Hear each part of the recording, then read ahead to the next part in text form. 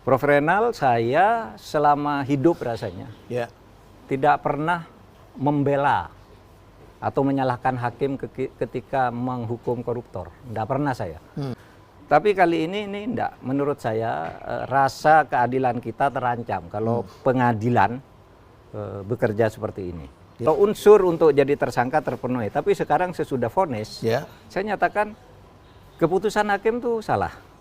Saya harus berani mengatakan salah. Karena apa? Karena ini belum inkrah, masih bisa dilawan, masih dinyatakan minta ke pengadilan tinggi, Pak Hakim, tolong nih batalkan, ini salah ini. Melawan hukum, merugikan keuangan negara dan memperkaya orang lain, itu namanya dalam hukum pidana itu aktus serius, perbuatan yang tampak.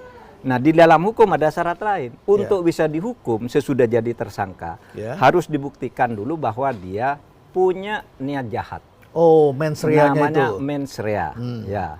Jadi guilty mind istilahnya. Nah, kalau tidak punya niat jahat meskipun itu ada semua, itu tidak bisa dihukum. Sangat prinsip tuh di dalam hukum pidana.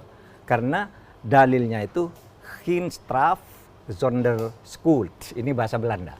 Tidak bisa orang itu dihukum kalau tidak melakukan kesalahan.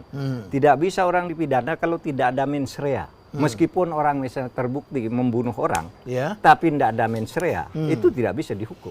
Niat jahat itu seperti apa ya? Ini nah, kan niat abstrak jahat sekali. Iya. Kalau kita orang beragama tuh, orang Islam biasanya kalau niat jahat tuh bilang nawa itu, saya berniat. Tapi kalau di dalam hukum beda. Niat jahat tuh ukurannya 4. Satu, dia punya maksud untuk itu. Untuk mengambil itu, untuk ambil keuntungan, punya maksud. Itu purpose istilahnya. Lalu yang kedua, dia tahu bahwa itu akan merugikan dan itu tidak benar. Kemudian yang ketiga, dia ceroboh. Yang keempat, dia lalai. Kalau 4 ini terjadi, maka sudah terbukti dia punya mens rea. Nah, ini di kasus Tom Lembong tidak ada sama sekali. Sudah dikejar kemana-mana. Selalu tidak kelihatan di situ. Tidak kelihatan, tidak ada bahwa dia punya niat tuh dari mana. Wong dia diperintah oleh atasan. Ada dokumen-dokumen bahwa itu diperintah. Gitu. Dalam hal ini presiden pada saat dalam itu. ini presiden dan ada rakornya untuk itu. Ada rakor yang dilakukan secara resmi. Berarti tidak ada kesalahan. Jadi bukan niatnya dia, tapi dia menjalankan perintah. Menjalankan perintah dan kemudian dia memerintahkan lagi ke bawah kan?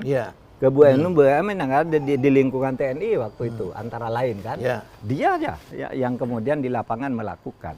Nah, oleh sebab itu saya kemudian ketika dia jadi tersangka dulu, kita bicara di sini. Kalau